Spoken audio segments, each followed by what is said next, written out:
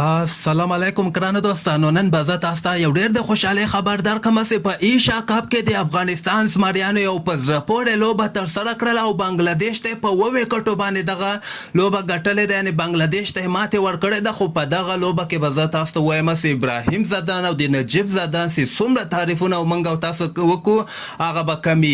ویډیو در سره حتما لایک کړئ او لاندې په کمنټ کې افغانستان زنده‌باد، نجیب زدران زنده‌باد او ابراهیم زدران زنده‌باد هم در سره ولیکئ.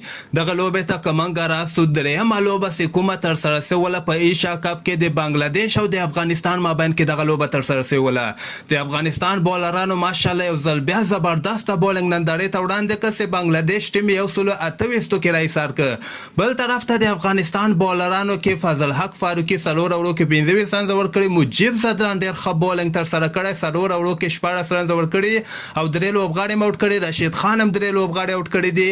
عظمت الله عمر زایم یو اوور کې ورنز ورکړي او محمد نبی بیا 3 اوړو کې 23 رنز ورکړي. کوم لوبغاړي نه دا اوټ کړی. خو دغلته به زه تاسو ته وایم چې افغانستان ډېر زیات مشکلاتو سره مخ شوی، خو نجیب زدران او ابراهیم زدران داسې بیټینګ ترسره کړ چې د افغانستان لپاره یعنې بایللې لوبه وګټله. په دغه لوبه کې نجیب زدران دغه دوبۍ کې د شپږیزو باران وکړ، په 18 بالو باندې 43 رنز وکړل، شپږیزې 2.5 سټرایک ریټ باندې نجیب زدران لوبېدلی ده.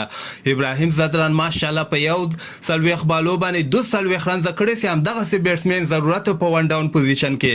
نو په 19 اوور کې د افغانستان زمریانو دغه ټارګټ پوره کړی، په 7 وکټو باندې بنګال نه دغه لوبه وګټله. نو ټولو افغانانو ته ډېر زیات مبارکي او لاندې په کمنټ کې افغانستان زنده‌باد در سره حتما ولیکئ.